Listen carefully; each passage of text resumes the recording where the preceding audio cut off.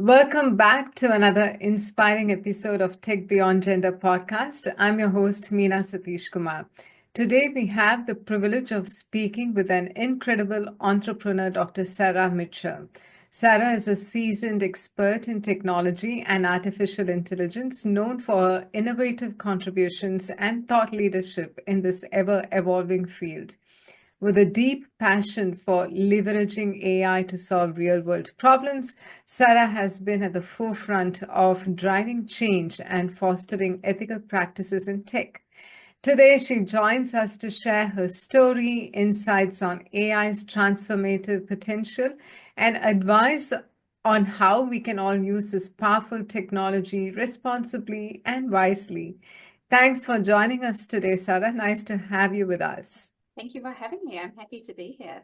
Let's start with your childhood and upbringing. Could you share a bit about where you grew up, the environment you were surrounded by, and how those early experiences shaped your interest in technology and the path you have taken today? I grew up here in Auckland, and my family is quite a technology-based family. So my dad is a structural engineer, and he had his own business. So I grew up learning about all sorts of different topics around the dinner table, engineering and science and mathematics. And those were always my favorite subjects at school too. So I loved physics, I loved math. I was that nerdy kid that liked the technology. And so for me, it was a very natural fit to go from having that environment at home to thinking that engineering was a really good potential future career for me. So even though my family encouraged me to consider other options, they thought perhaps I would be quite a good lawyer at one point. I always felt like engineering was a good fit for me. So I was really lucky to have that environment where I did have role models in place to show me possibilities. Cool. Yeah. Why being an advocate, or you're actually more like an advocate now, right? For ethical use of AI. Oh, yeah, absolutely. So, although my career started in engineering, Yeah. it has progressively morphed into this world of AI. And that's really been me following my interests and the things that I think are quite fascinating in the world of technology at the moment. And I've spent my whole career working as a data scientist, and data scientists are the ones that really implementing and developing AI, machine learning solutions, and also some of the more statistical based solutions as well. But either way, I've seen plenty of these sorts of technology solutions be implemented, and alongside that comes considerations around the risks of AI. And it's really easy to overlook that when you're so excited about implementing it. But it is a piece of the puzzle that I'm extremely passionate about. AI is so much more than just the tech. Implementing it successfully is really about the people and the risk management and the technology altogether. Yeah. So now taking a few steps back again. So Mhm. you did data science in your undergraduation and post-graduation, did you? No, I actually did mechanical engineering. Wow. So I studied mechanical engineering, which felt like although it really wasn't, it felt a little bit against the grain because my dad and my sister had both done structural engineering. So I was doing something very slightly different. But it was really because I loved learning machines and mechanisms. So learning like pure old school mechanical engineering. And that's where my interest started. But I kind of got to the end of my first degree, which was a Bachelor of Engineering at the University of Auckland. And I just wasn't really captivated by the jobs that were out there. At the time, it was things like there was opportunities at working in like manufacturing facilities and oil refineries, and I could see that the world was starting to change with we're moving away from pure mechanical engineering and more into like mechatronics is probably what people would call it now, combining machines with electronics. And so I felt like I need to do more, I need to learn more, and I'm not ready to go out into the workforce. So I got a Fulbright scholarship, and I went and did a PhD and a Master of Science at the California Institute of Technology. So I was still studying mechanical engineering, and I focused in a space called computational solid mechanics. And I was, in a nutshell, for my PhD, I was uh, writing algorithms to optimize the insides of batteries. And I really started learning more about programming, data visualization, data storytelling, all of these pieces of the puzzles that for data science, that's your bread and butter. That's the core of what you do. You're kind of translating data into insights using all sorts of fandangled methods. And so that was the start of my introduction to data science. And then, of course, I go to all of the career fairs in America, and you've got all the giant companies like Google and Apple and Microsoft, and nobody wanted mechanical engineers. Everybody wanted something called data scientists. And I was like, oh my goodness, this is it. Maybe this is the bit that I really enjoy, where there's also demand. And so that was what ignited the start of my journey into a career for data science. So when did you move from US to New Zealand?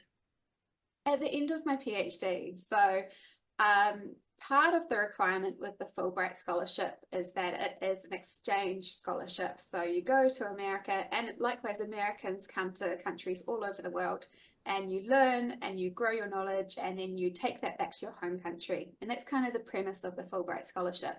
So I know that I had a 2-year home residency requirement, Mhm. but when I when I first went off to do my PhD, I actually thought I was kind of not coming home other than the 2-year home residency requirement. I thought I was going to go and maybe live in Europe for a while and do work over there. And but what I learned when I was in America was that I love New Zealand. New Zealand is my home, and there's so many wonderful things about living here. So for me, it was quite a no-brainer. There was no like, oh, I wish I could stay and work at Apple or something like that. No, I wanted to come home to New Zealand. And so at the end of my PhD, I returned, and then I got my first role as a data scientist at an analytics consultancy called Datamine. Nice. I used to live in Wellington, and when I first moved to Auckland, it was data mine where I started as well, because I used Did to be you? analytics. Yeah. Oh, that is so cool. Small world, right? Yeah, so this was in 2013, and then I moved on to being an independent contractor for a few years after that. Oh, wow, fabulous. Yeah, no, I'm really grateful for Datamine. You know, they gave me my first role out of my PhD, and Mm. it's really interesting the culture here in New Zealand around higher education. You know, you go to America, and for those that aren't familiar, Caltech, at the time that I went there, it was the top graduate school in the world. So, you know, ranked higher than MIT, and it's a very technical university. So they operate NASA's Jet Propulsion Laboratory. It's a cool place. And I was really honored to be able to go and do my PhD there. And then the common response I would get from New Zealanders when I said I was going to do this would be like, why are you going and doing a graduate degree? And I faced that when I returned to New Zealand as well. It was a weird conundrum of being overqualified and underexperienced. And so then when I got my first job at Datamine, I was really appreciative of the fact that they saw potential and they saw opportunity, because it had actually taken me a few applications to get my first job in that realm. So I'm always forever grateful for that first role at Datamine. Oh, I can so relate to you with that as well. I've got double masters, and I was on the verge of starting a PhD, and I decided, no, I've had enough of studying. And then it was such a challenge to get my first job. It was like people saw my double masters, but didn't really have industry experience. So getting the first job was such a challenge. Oh, and it's so interesting. Like I could actually talk about this for a long time, so cut me off. But it's such an interesting perspective that Kiwis have around the value of higher education, because so often in industry, you know, what we do as data scientists is by nature highly technical, Mm, and there is a need to be fairly switched on to do that role. And PhDs have this incredible ability because we have quite literally suffered for years not knowing what we're doing, not knowing what problem we need to solve, not even knowing what questions we're meant to be asking. It builds a really good level of resilience and also ability to accommodate ambiguity, severe ambiguity. And so those are like really good skills to have in a career in tech and a career in data science. And yet they're so often underrated. There's been plenty of times where I've had to fight to bring in team members with PhDs because the wider business just didn't really think that those skill sets were as valuable as what I think they are. And Mm. so uh, yeah, it's an interesting one, but I certainly see the value and I can see how it has helped me throughout my career. It's not about the nitty gritty details of what you study, it's about all those other skills that you build along the way. Yeah. Yes. Similarly, I work now in tech, right? As a solutions architect. But like even with Tech Beyond Gender, when I did the research last year, I had the confidence that I can pull this off because of the experience that I had with my double masters. And also, while I was doing that, I was teaching undergraduate students research and statistics and stuff. So yeah, the as you say, the it's very I think it's easily underestimated the skills that you acquire from the postgraduate level education. Yeah, and I think the whole dealing with ambiguity piece, it's easy to not realize how big a part of like a data science analytics role that is as well. You know, you're thrown a challenge by the business, and generally it's really unknown as to how to actually solve that. What's the best methodology? What are the variables? Ambiguity is just like part of your job, and so being well practiced at that is it just makes life so much easier. Exactly.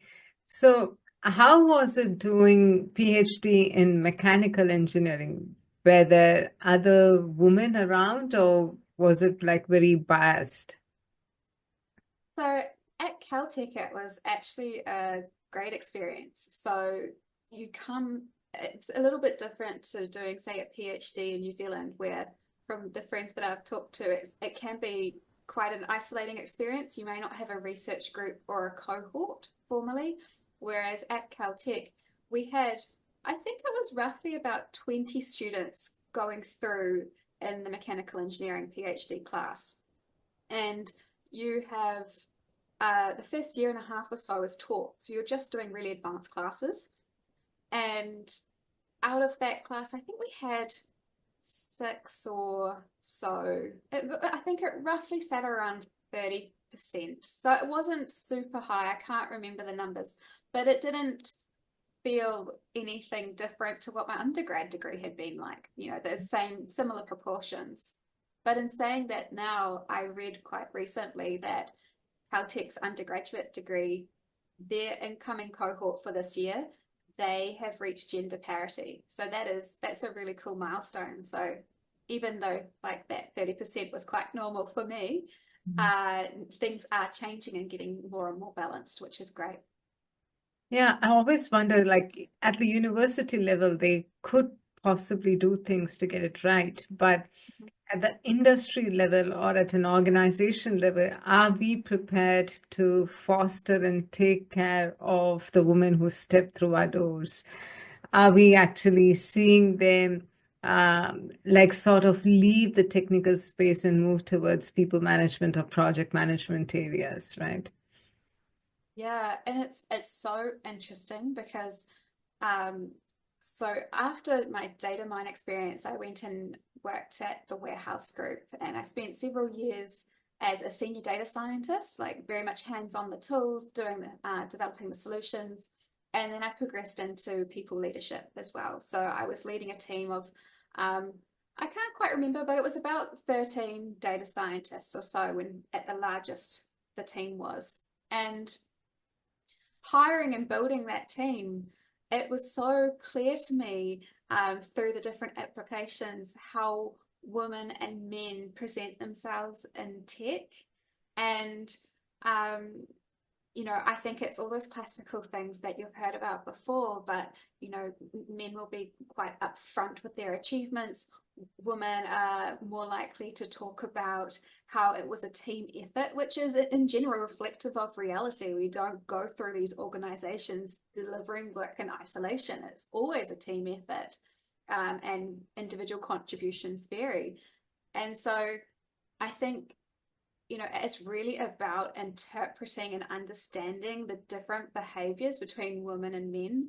And just because we might articulate our achievements and our capabilities differently doesn't mean that we're any less capable than men who have the same experience as us. So I think there's a real onus on those who are hiring and supporting women to come through in this space to be really, really conscious of their own biases and be really clear on the different ways people communicate, because we don't all talk the same and we're not all going to have that same internal dialogue of confidence. But it doesn't mean that we won't do the job really, really well. Yeah. But at the same time, right, seeing from the other perspective, you can't expect hiring managers to be superhumans, to just pick up on those subtle clues and then say, yes, you can do it, right? They are going to be a bit careful when they are hiring someone. They want to make sure that this person is definitely going to do the work. How can they Absolutely. strike a balance if someone is coming out to be very careful, or that modesty can just be misinterpreted to something else, right? Oh, absolutely. And I am not for a second advocating hiring someone who is less skilled or capable because they are from a different gender or a different race and we're trying to reach equality. That's certainly not what I'm advocating for. I think it's just around understanding different communication styles, and I think it's just about being able to pull that information out. There's nothing like just asking a couple of technical questions. It will very quickly become apparent when you're talking not just about abstract questions but diving into, well, how did you approach that problem? How did you solve that? What were some of the considerations for your strategy to overcome that? Those typical sorts of interview questions, but they actually dive into your decision making process, how you thought about the problem. And it very quickly becomes clear, did that person work on that problem? Did they work through those pain points? Or Mm, are they just high level talking about it? mm. And I found me consistently, you would be able to pull it out whether that person was genuinely had experience in that space or not. Yeah. So tech, right, traditionally has just been male dominated. So the interview process, the hiring process was just also tailor-made for a specific demography of people. Now, do you think that needs to change? Or do you think that the complete recruitment process is still fair for women entering into tech or wanting to Oh, progress in technical roles? I absolutely think it should evolve for many reasons. And it's not just gender, it's also around topics of neurodiversity too.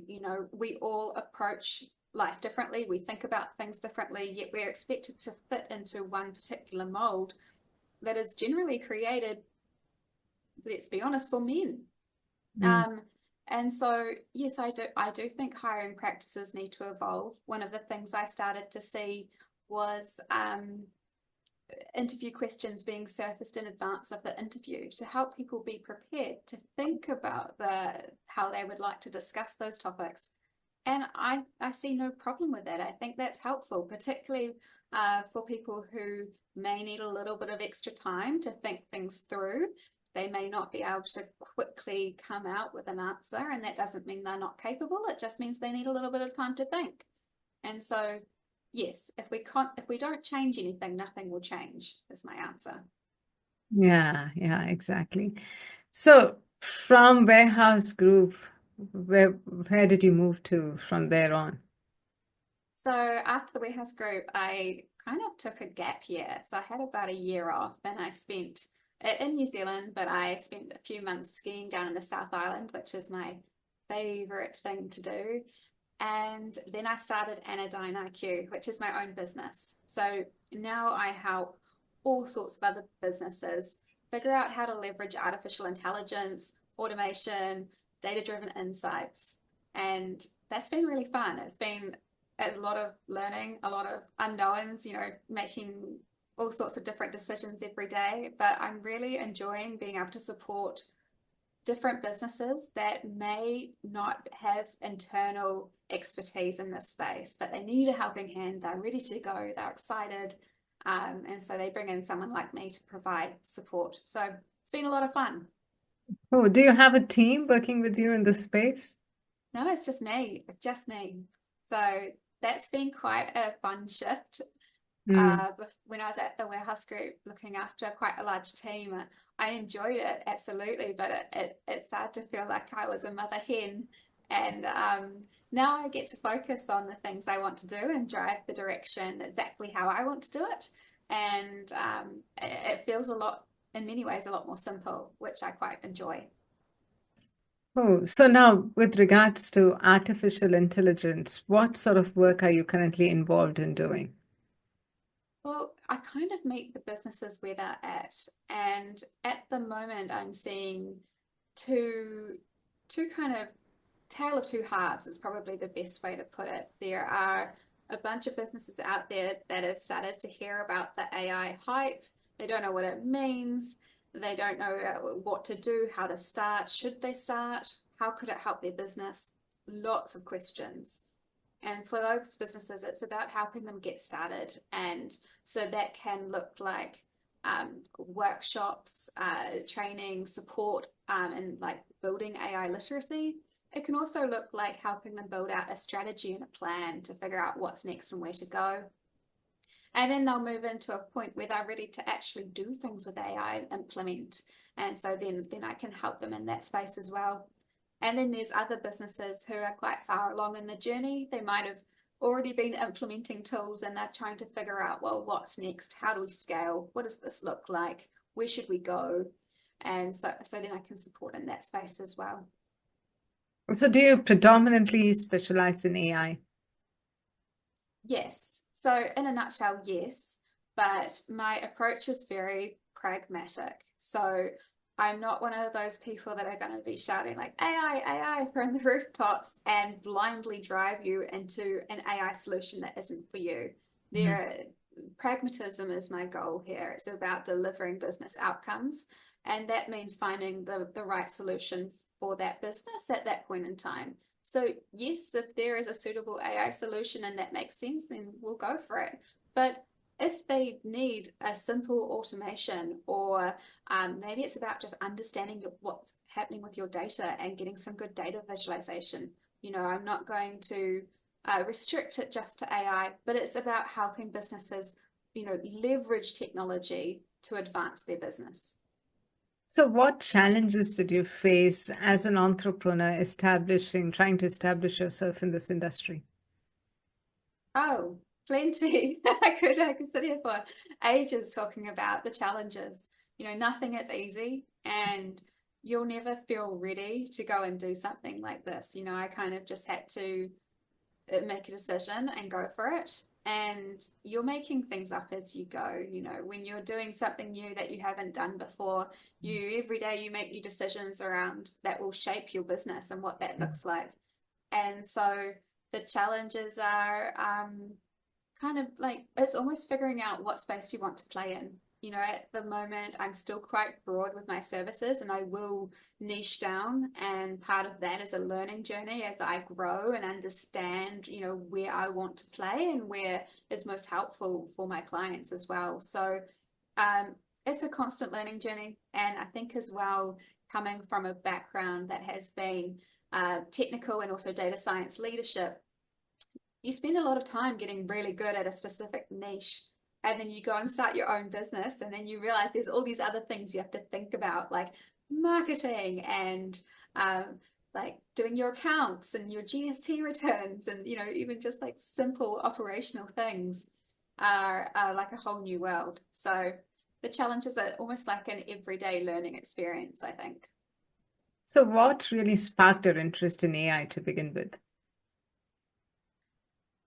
I think it was that I wanted to dive into an industry that can make real changes in businesses. So before AI, it was really data science. And although data science, you can think of it kind of like the profession that develops and implements AI solutions as well as other types of solutions, there's the real almost marriage of data and programming and storytelling, and there's like a level of creativity and artistry there with that profession, and it's very hands-on, and that's why I left academia, because whilst um, academia could be a really fun career choice, and there's so much curiosity and experimentation, and you're learning for the pure enjoyment of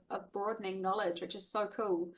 But I really enjoy the practical, tangible, hands-on aspects of implementing technology kind of at the coalface, and doing that in a way where you do get to add a level of artistry and storytelling, even though AI is what we think of as like technology, and you'd think it's black and white, like there's a right answer or a wrong answer. There really isn't. There's many different ways that you can do things, and so it gives you like this freedom of choice, freedom to innovate and create, and that was what always appealed.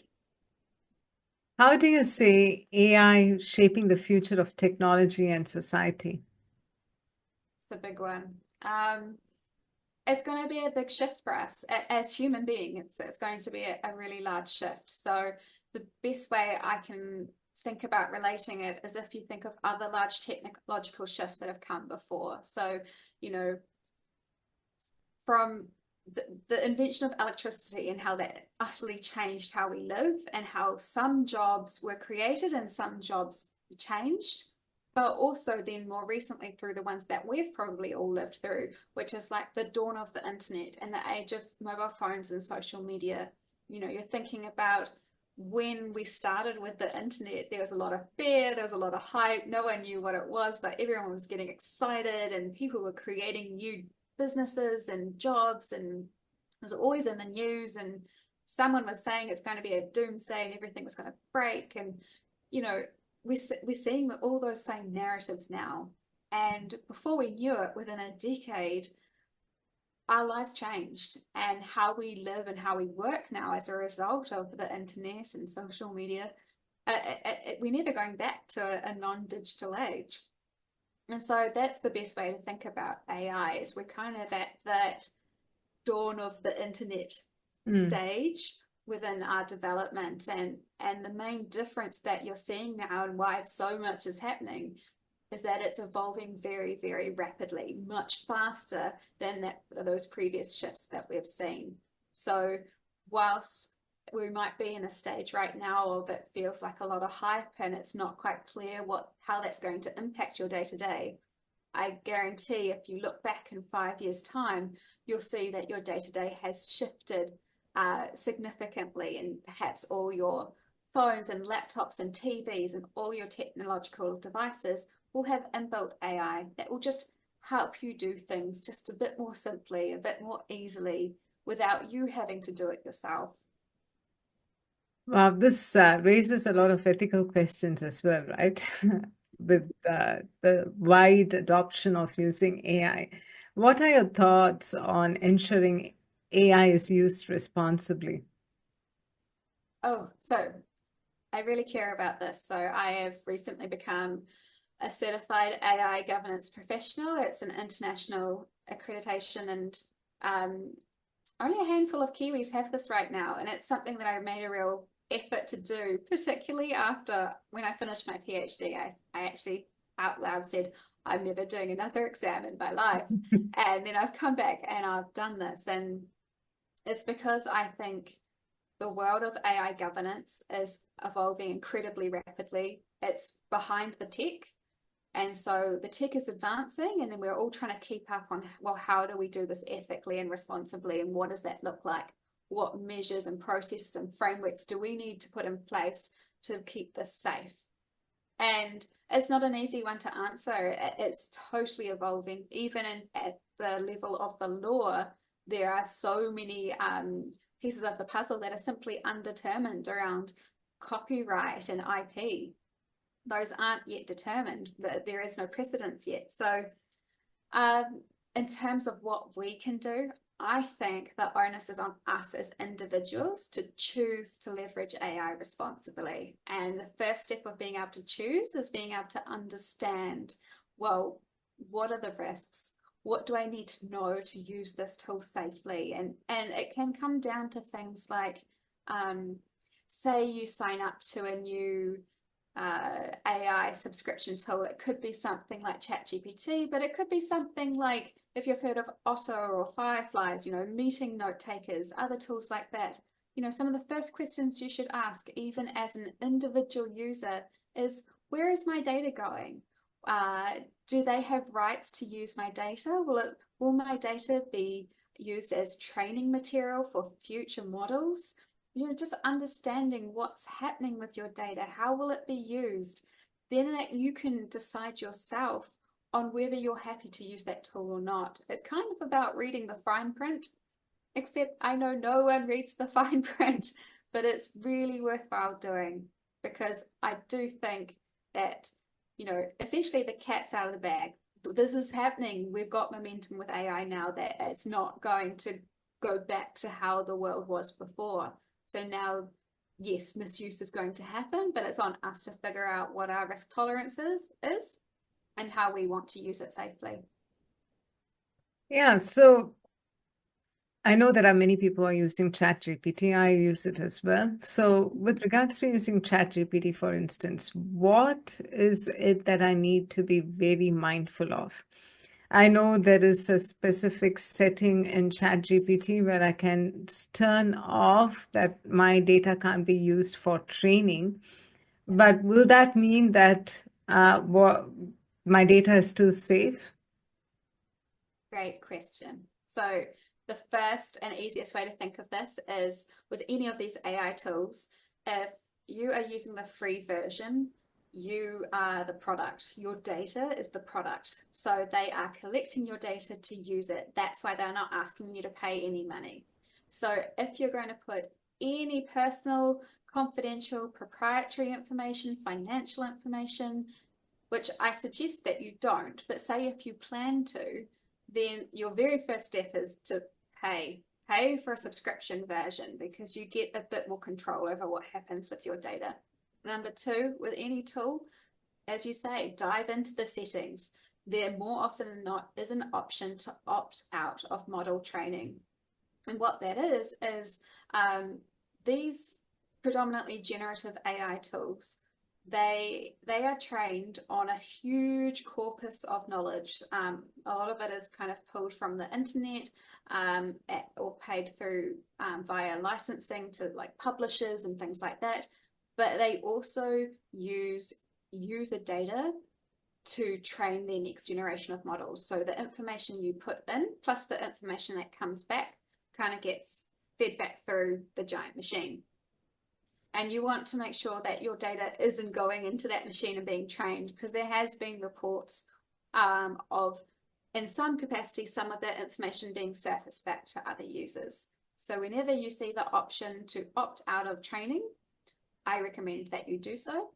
And even then, now that you've got the paid version and you've opted out, I would still be very careful about what you put in to those models. Read the fine print, be clear on the T's and C's on how they use the data. And if you can, just don't put in specifics. You can still get great answers without saying, this is my financial data and this is my specific company and this is what we're planning to do. So just keep it a little bit more anonymized. Yeah. So when talking about the data that is used for training and stuff, right? I'm just thinking about diversity in general, or like even gender diversity. Uh, Certain languages that we still use are very gender biased. Now, AI as a tool is just going to be learning all those biases. isn't it? So, are you across any of the research in this specific area on how we can mitigate that problem in future? Yeah, it's a really challenging problem, right? Because whilst these are machines and algorithms, they are trained on data that we as humans have created, and they're also trained by humans that have biases. So, uh, all of our biases are essentially shoved into this machine that spits out information. So it's about controlling that. And it's not easy when you think of the broad amount of data that it is trained on. I was talking to someone last night and they said, well, I was trying to generate an image of a lawyer and I put in a very basic prompt and it gave me a white male lawyer as the representation for that profession. And of course it would, because statistically, based on all of the knowledge that it has, that's the most common gender and ethnicity of a lawyer. And so it's just kind of using our own data and knowledge. And so whatever biases we have, that's going to come through. And I don't know if there is an easy solution to this, particularly when we're dealing with models at such a ginormous scale. There's certainly research going into it. I think at the organization level, if you're looking at putting data, your company data into these sorts of models, um, you know, layering your data on top of these models essentially, then you have control around what your data looks like. And you can control whether that data is biased or not. So just doing a review of it, understanding if is there any inherent bias. Do you need to include, say, gender as a variable or a factor? Does it add more value to your analysis, or is it something that you can exclude and it doesn't need to be gender based? There's considerations that you can and measures that you can take for sure. Hmm. So, how do you address concerns about biases and fairness in AI systems in your work? So it's that twofold piece around uh, your data and your algorithms. So you're looking for bias in your data and you're looking for bias in how you've written the algorithms. If it's an out of the box tool, those two pieces are really hard to control. They're not controllable by you, they're by the provider. And so you have to be really clear on what their ethical values and principles are. And each have quite different values and principles. So, for example, um, in the world of chatbots, Claude is very privacy, and that's Anthropic's Claude. They're very privacy and ethics focused, a bit more so than others such as ChatGPT. So it's about understanding what those companies value and prioritize and whether that fits with your risk appetite. If you have your own proprietary tools, then it's about like doing a review of your own data that's going into those models and also a review of how those models were developed in-house and whether there has been any bias in the creation. And some of the easiest ways to reduce bias is diversity, right? So if you have many different people developing these tools and they have different backgrounds and different ethnicities and genders, then you're naturally going to build in more diversity if you, instead of having one particular group always working on it. Hmm. Now, that brings me to another question of how do you even get started into AI, right? Say, is AI specific for people like yourself who've done PhD to get into the sector, or are there any specific skills or qualities someone should have to enter into AI space? Well, it depends what you want to do with an AI. So the historically, when we talk about the field of data science, yes, you've probably needed to be quite highly educated and quite technically minded to have a career in that space. Mm. But the brilliance of tools like ChatGPT and that whole field of generative AI is essentially what we're doing is we're democratizing AI. So we're making it available to the masses, and which means that no, you don't have to have a PhD to be able to get into AI. what I think you really need is the ability to uh, critically think about problems and solutions, having quite an analytical mindset, and a curiosity as well is really important. And I think these are the skills, even as AI users in the future, that will need to be prioritized, because as we get AI doing more and more tasks for us, we're going to shift from creators to essentially reviewers. And so those skills around critical thinking is going to be even more important than before. So, looking back at your career now, from doing your master's and undergraduation and your PhD in mechanical engineering, and now being an entrepreneur in AI, Mm-hmm. what are the lessons you have learned that you would like to share with our audience? Mm, the big question.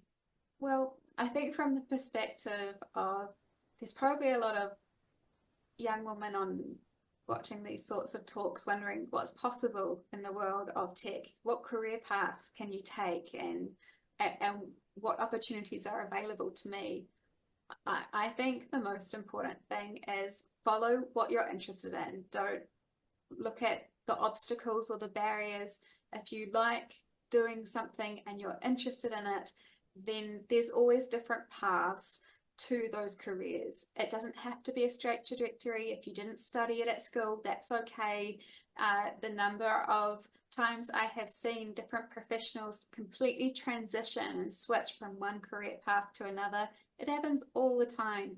You know, it's really hard to identify what you want to do from the outset. And I have definitely done that with my career. You know, I don't have necessarily a grand 10-year plan at every step of the way, knowing where I want to go. I've essentially just followed my nose around the things that I like doing and the things I would like to keep doing. And that's almost led me to where I am today. So the key learning is you don't have to have it all planned out. You don't have to make all the right decisions. It can be a bit of a squiggly line to the answer, and you'll still get where you want to go. Hmm. So, someone who is keen to understand AI or tech, but not sure how to start, where to start, are there any resources that you have found useful in giving AI? Are there any go-to resources for you to understand a little bit more about what's in trend with AI? Yes. So I think almost the challenge is there is an overabundance of resources. And if you start Googling, you're not going to know what to trust and where to look. And it will be really overwhelming. And you can end up going down a total rabbit hole of many different specific areas. And so if you're just getting started with AI, in two paths. So say if you're a user and you want to use AI more, then my recommendation, as obvious as it sounds, is just start experimenting with it. So grab a ChatGPT license and just start playing with it and ask it how it could help you. Tell it just a little bit about yourself, and then tell it maybe a task you're trying to achieve, and ask it how it could help you.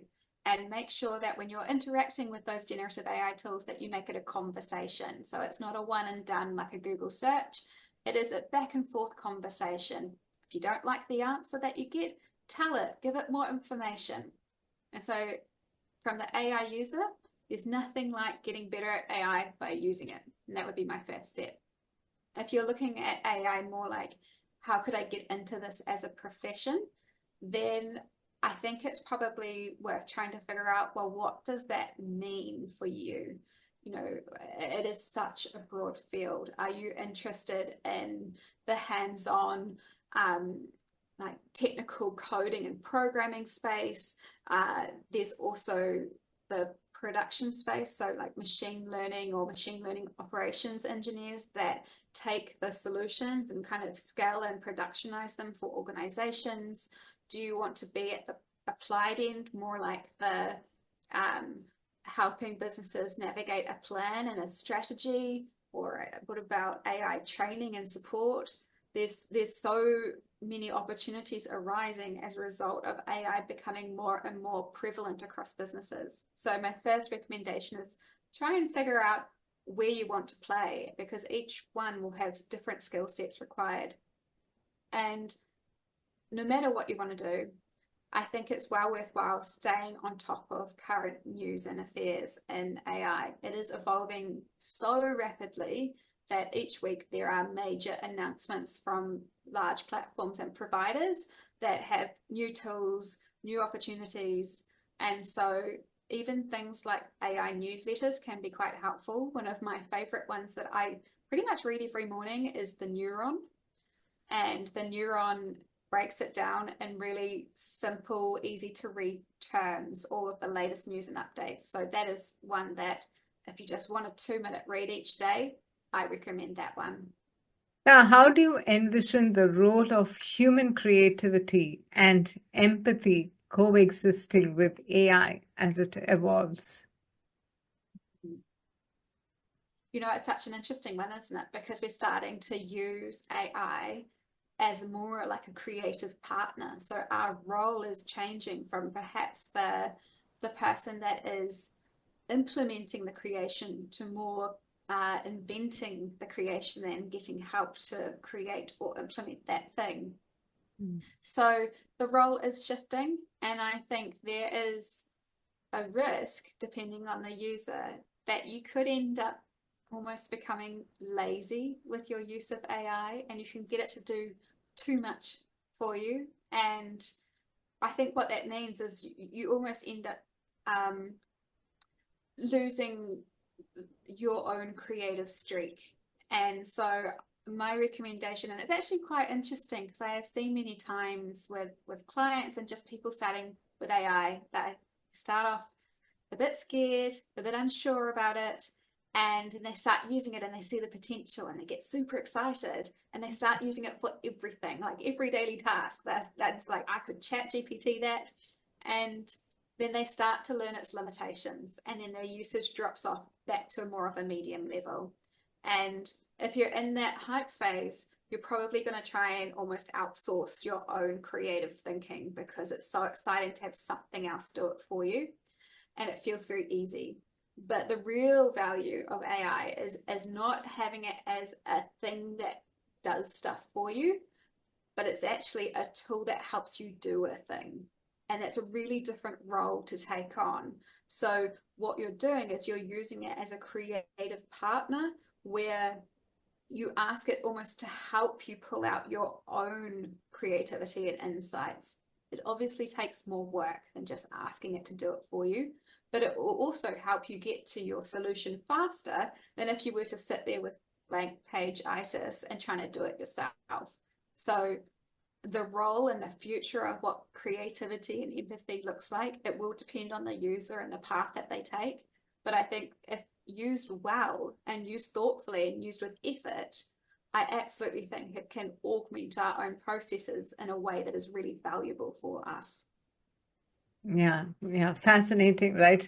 I feel like our productivity should obviously increase far more now with the aid of AI, with tools such as ChatGPT or Claude.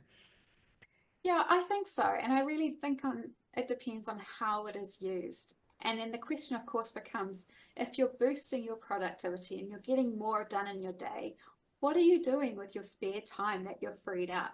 Are Mm. you just filling it with more work? Are you filling it with higher value work? Are you taking a break and going for a walk or spending it with your kids? Like, what are you doing with that time? And that becomes more of the question that I think is really interesting, because it's so easy just to fill it with more busy work. So how can we use that time well to really leverage it for our advantage and also our organization's value as well? I think I see this technology which can be used more productively for initiatives such as Tech Beyond Gender or Women in Tech, other initiatives more productively, right? Because over and over again, we don't really see many women like yourself, Sarah, like who is more technically oriented and who's who's an entrepreneur who loves to be use technology hands on. But you normally see many women sort of drop off as they progress up in their career, moving into people management roles and stuff. We sort of lack that interaction or seeing a role model or having a mentor in the technical space.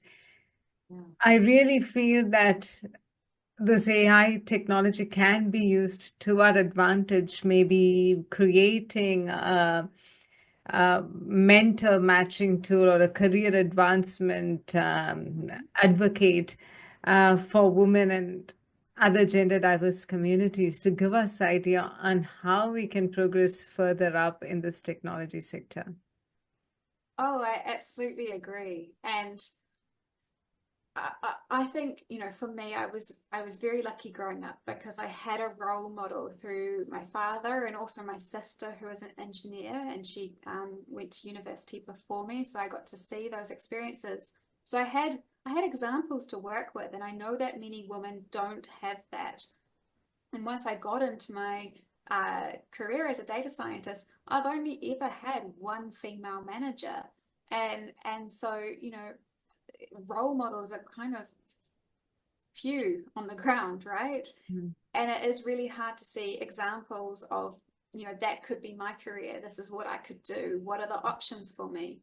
And I think even building on what you're talking about in terms of a mentor matching, I think there is an opportunity to also leverage AI as almost like a support mechanism as well. So if you're not sure around what your career options are and you don't have access to a mentor that you trust, you could ask the AI, what options do they see?